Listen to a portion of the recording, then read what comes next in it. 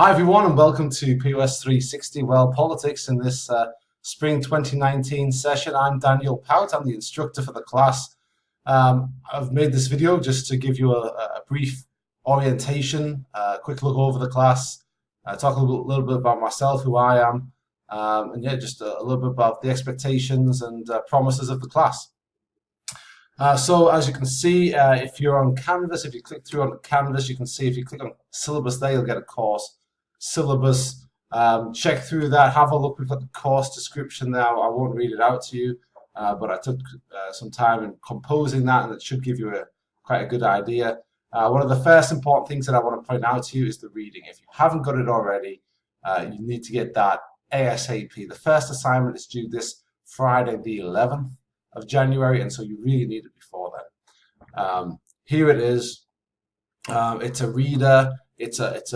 Which basically means it's a bunch of articles and books excerpted, important articles and books excerpted from the discipline of international relations and put in one nice book all together. So one, you don't have to read the whole article or the whole book, and two, it's all in one place for you.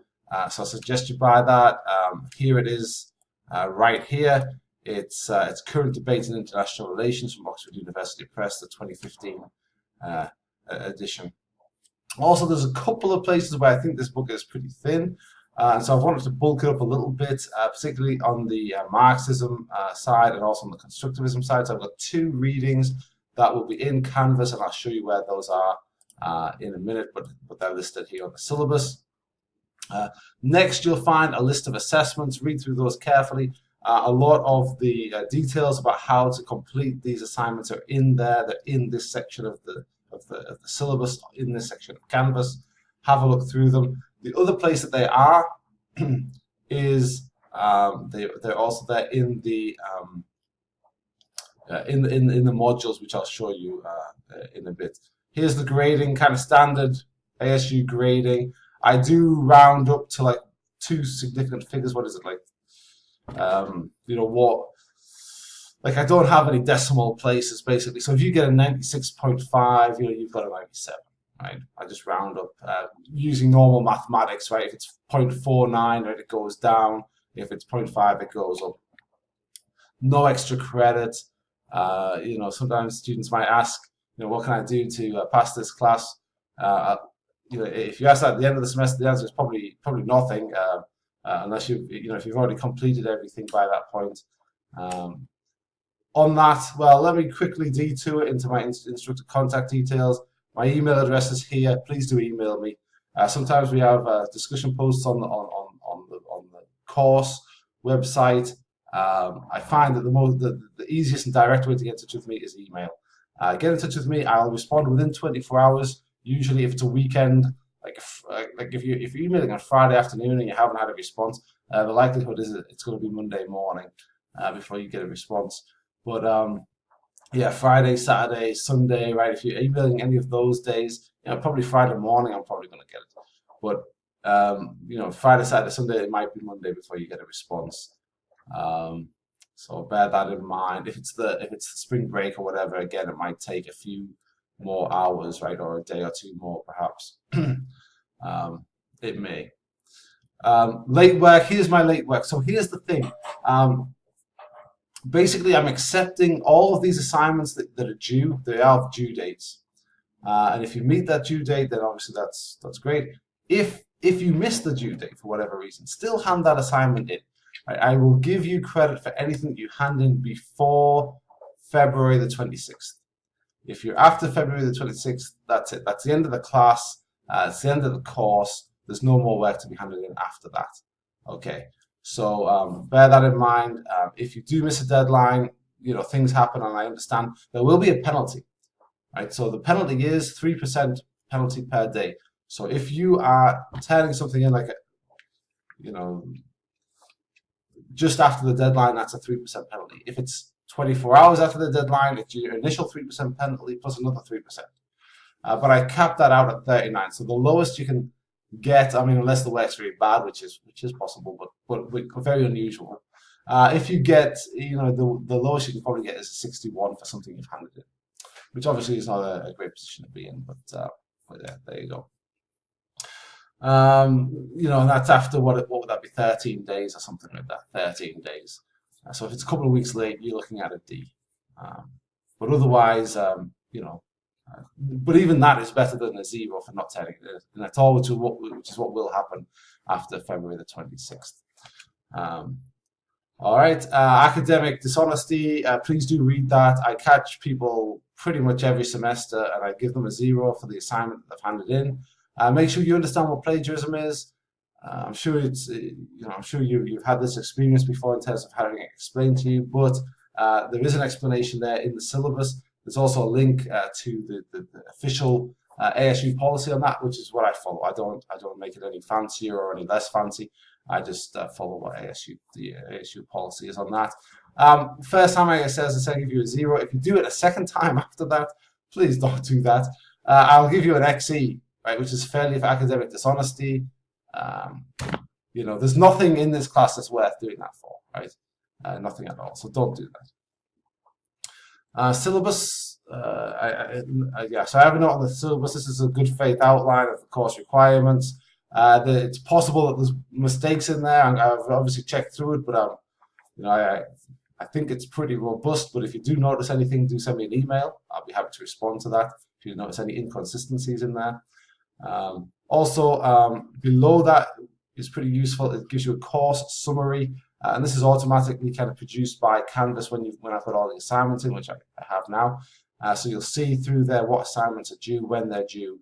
And that's a handy little roadmap for you there. What I think is handy and what I would use after you've read through the syllabus a couple of times and understand what's in there, what I would do is I would go across and click on modules.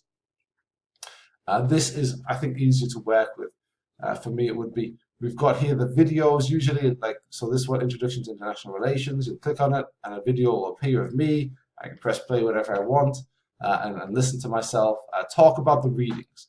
My videos are mostly just kind of me introducing the readings and talking a little bit about them. So that should help you, should guide you to what I think is important in the readings. If that's important to you, which it probably is to most of you, have a look and see what I'm saying about the readings as well. But the readings are central to the course, really. What I want you to be doing is to be looking at the readings. And so what I have here is a reading list in each section. Each section is pretty much a week. So let's look at this first one, introduction reading list. So you'll see here, this is a great example. You've got numbers here, 1.1, and basically what this is, it corresponds to chapters in the reader. So in the reader, there's a section 1, which is, I think, called introduction or something like that. And then each reading has, you know, its own number. So 1.1 is Samuel P. Huntington, 1.2 is Peter Katzenstein, 1.3. So there's 4 readings. They're short, as I said, they're excerpts. So it's not, you're not reading the full book, right, or the full article in these cases. And you're not doing that. You're just reading a section of it. So 4 is very, very doable indeed, and you should read them all. So you've got the reading list there in the module. Then you've got the 2 assignments, basically, right? And it'll be the same 2 assignments every week. You'll have introduction questions. Well, you'll have questions, which will change. Oh, here you go. You've got one already in there. I shouldn't show you that, maybe. So don't look. But there you go. You've got introduction. Actually, this is fine to look at because you'll all be seeing these because they're in a discussion post. So we've got one already. The questions are there. So the instructions are there as you click on. So I'm looking for one question. I'm looking for a quote. I'm looking for what the quote means to you. I'm looking for, you know, what your question, and then I'm looking for why your question is significant. Link it. Here's my advice: link it as closely as you can to the text. This is really about. I want you to get from this like some sort of ideal of asking questions of texts. Right? That's what I want you to get used to throughout this class. Reading something, coming up with questions, and thinking, what sort of questions does this text prompt? Right? Questions about the empirical real world out there. Questions about you know, theory and how it corresponds to that. Questions about you know, questions about writing, right? Questions about the production of international relations and its theory. Right? Those sorts of questions are great. The one I'm not grading it as we're speaking, but the one I'm looking at seems pretty good. So but have it set so that you can't see the questions before you initially respond. So you shouldn't be able to see each other's until you initially respond, and then you should be able to see everybody else's. And it's probably interesting to look through them and see what questions other people have been asking. In fact, you'll have to do that because the next main thing that you're going to do every week is a video response. And it says that here. So if I click on video response again, I'll get detailed instructions. It's actually the same instructions every time. It's the same assignment every time, basically. But you're going to choose one of the questions that you've seen, and you're going to respond to it. You're going to make a video. The easiest way to do it is make a YouTube video, upload it to YouTube. Don't set it to private. Then you can embed that video into Canvas, and I've given you a video with some instructions in the instructions for the assignment. So those are going to be every week. You're going to have a question, you're going to have a video response every week. Let's go back and let's have a look. There's some special things here, right? So one of them is the midterm. Actually, it's just a midterm and a final. So you've got the midterm news assignment. Click on there. You'll find interesting instructions about that. Hopefully, it's self-explanatory. Have a read through them. Feel free to email me with any questions. And then the final, right? And the final is a paper. It's a term paper. It's not really a final. It's a term paper. And what I'm asking you to do is to, from the final chapter, the final chapter that I'm asking you to read, how well politics will look by 2025. I want you to kind of answer that question. How will well politics look in 2025? When the book came out, that was 10 years in the future. It's now only 6 years, so it's getting easier and easier as time goes on. But have a look at those questions that I'm asking in the instructions, and make sure you answer those for the final. So that's it. Every week, questions, response.